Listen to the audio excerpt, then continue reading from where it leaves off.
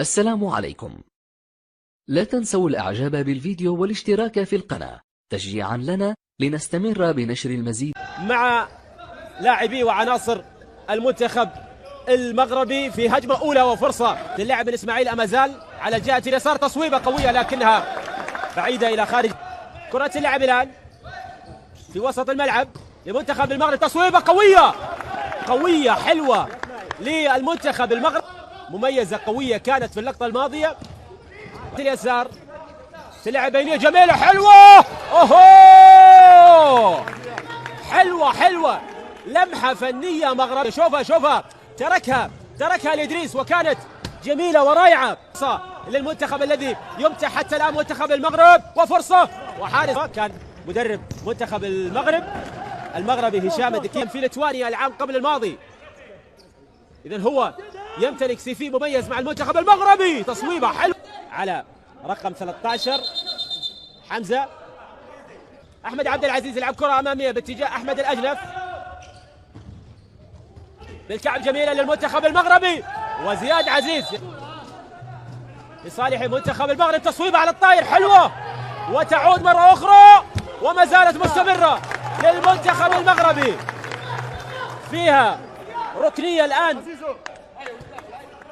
تعود تصويبة على الطاير من أنس، راسية حلوة وتعود الكرة وتتصوب، وهذه التصويبة والكرة اللي كانت على مرتين من زياد عزيز، والتصدي في المرة الأولى والثانية. تعود خطيرة لصالح منتخب ليبيا، ولكن تتخلص، ما زالت الخطورة مستمرة وتتخلص. إسماعيل أمازال، الله يا سلام يا إسماعيل أمازال، ما زال إسماعيل أمازال يتألق حتى تمكن من التقدم للمنتخب المغربي وتسجيل الهدف الأول. هدف بعد هذه المشاورات يعتمد هدف إسماعيل أمازال. هذا الهدف، هذه اللقطة، والهدف واحدة. إبراهيم المهلهل وفرصة وكرة وهدف ثاني ممكن، ما زالت مستمرة. إدريس يحاول التقدم والمرور والتخلص من إبراهيم المهلهل، يتخلص يصوب وإلى خارج، لم يتعامل مع الكرة بالطريقة الأسلم. تصويبة قوية، الله كرة وفيها نظرة للفيديو الداعم، هل دخلت الكرة؟ قرار لحكم المباراة، ونعم شوفها قوية جدا، أثارت الجدل داخل الصالة. لا تصد، لا تمنع، لا ترد، لا تبعد. كرة أنس العيان صاحب الهدف الجميل والتصويبة القوية في المباراة. تعود الكرة الآن مغربية، وحارس المرمى زياد عزيز. كرة تتخلص من لأنس اللي حاول المرور، لكن أحمد الأجنف يخطف كرة مرتدة ليبيا، وفرصة ضاعت مرة أخرى بأن يقلص النتيجة إلى فارق هدف. الماضية كرة هنا تلعب، تتصوب وإلى خارج أرضية الملعب. حمزة إلى أنس مرة أخرى على الجهة اليسار، سفيان شعراوي، أنس مع سفيان وفرصة، الله إبهار، إمتاع، طرب مغربي لا يمل، وهدف ثالث عن طريق سفيان شعراوي الذي يكتب شعرا طربيا مبهرا في شباك المنتخب الليبي. الهدف الثالث، شوف التمريرة والأسيست لسفيان شعراوي، والهدف الثالث للمنتخب المغربي. أسيست جميل من أنس العيان اللي عاين سفيان شعراوي. التومي يتقدم، يلعب كرة، يصوب، والتصدي حاضر. أخرى عثمان يرجع لأمازال وتصويبة، لكن سهلة بعد أن اصطدمت. فرصة الآن مغربية، وبحث عن فرصة، مرت الماضي. شوف هذه اللقطة، والكرة مرت إلى خارج المنتخب المغربي. راسي في الصالة، نعم، يلعب بكل أناقة بكل ثقة.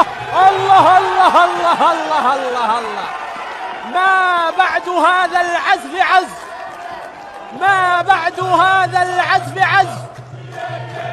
يا الله يا الله على كل هذا الامتاع المغربي الذي يقدم أخرى وتتخلص. يا إلهي يا إلهي، كل هذا ما زال المنتخب المغربي هو الأفضل، هو الأحسن، هو المتقدم. كرة اللعب بينية، ولكن إلى عثمان وزياد، كرة لمحمد خميس، يترك كرة وفرصة تعود من جديد، اللي عاد للخلف بالكرة تعود من جديد. ليبيا في منتصف الملعب، سليمان الدرويش، يا سلام على البينية الحلوة الليبية الأولى، والتصدي كرة الآن لإسماعيل، هل يصوب؟ كرة مباشرة وفرصة ضاعت من أمام يوسف جواد، الواضح أمامك في الصورة. كرة تعود وتصويبة والثانية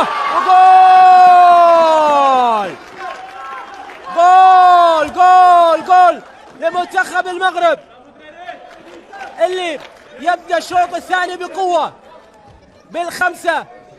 لاحظ التصويبة الأولى، التصدي من زياد، المتابعة الدقيقة من يوسف جواد اللي ينقض على الكرة ويسجل. كرة إلى تماس، وهذه لقطة الهدف والمتابعة. لم يكن هناك منتخب المغرب وب5 أهداف، 4 في الشوط الأول، هدف في الشوط الثاني، وتصويبة قوية. كرة ملعوبة ممتازة لكن سهلة لحارس المرمى.